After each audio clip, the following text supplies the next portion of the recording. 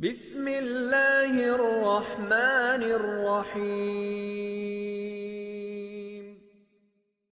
Those who disbelieve and hinder others from the way of Allah, He will render their deeds void. As for those who believe, do good, and have faith in what has been revealed to Muhammad, which is the truth from their Lord, He will absolve them of their sins and improve their condition. This is because the disbelievers follow falsehood, while the believers follow the truth from their Lord. This is how Allah shows people their true state of faith. So when you meet the disbelievers in battle, strike their necks until you have thoroughly subdued them, then bind them firmly. Later free them either as an act of grace or by ransom until the war comes to an end. So will it be. Had Allah willed, He Himself could have inflicted punishment on them, but He does this only to test some of you by means of others. And those who are martyred in the cause of Allah, He will never render their deeds void. He will guide them to their reward, improve their condition, and admit them into paradise, having made it known to them. O believers, if you stand up for Allah, He will help you and make your steps firm. As for the disbelievers, may they be doomed, and may He render their deeds void. That is because they detest what Allah has revealed, so He has rendered their deeds void. Have they not traveled throughout the land to see what was the end of those before them? Allah annihilated them, and a similar fate awaits the disbelievers. This is because Allah is the patron of the believers, while the disbelievers have no patron. Surely Allah will admit those who believe and do good into gardens under which rivers flow. As for the disbelievers, they enjoy themselves and feed like cattle, but the fire will be their home. Imagine, O Prophet, how many societies we destroyed that were far superior in might than your society, which drove you out, and there was none to help them.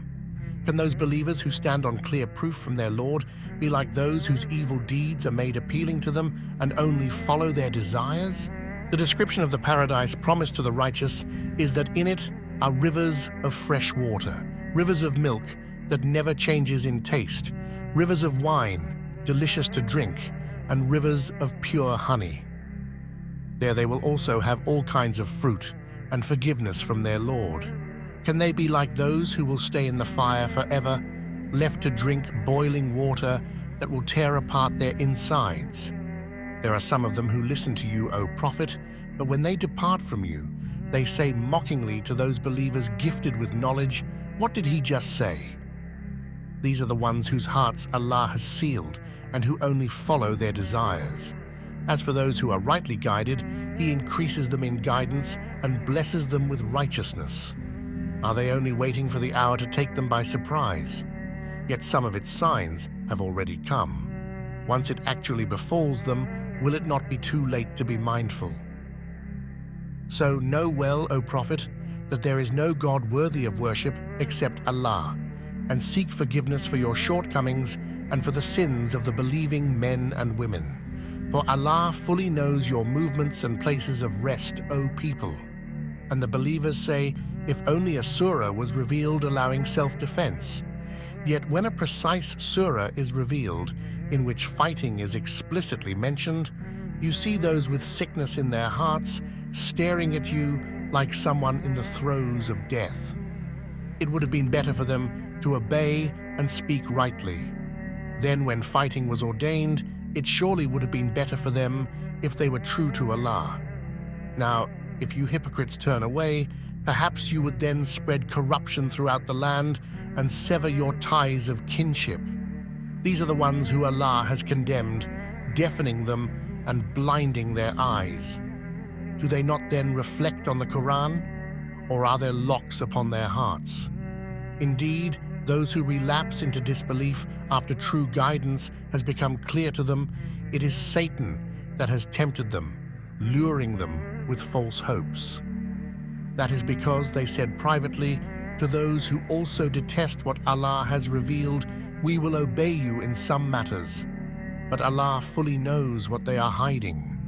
Then how horrible will it be when the angels take their souls, beating their faces and backs. This is because they follow whatever displeases Allah and hate whatever pleases Him, so He has rendered their deeds void. Or do those with sickness in their hearts think that Allah will not be able to expose their malice?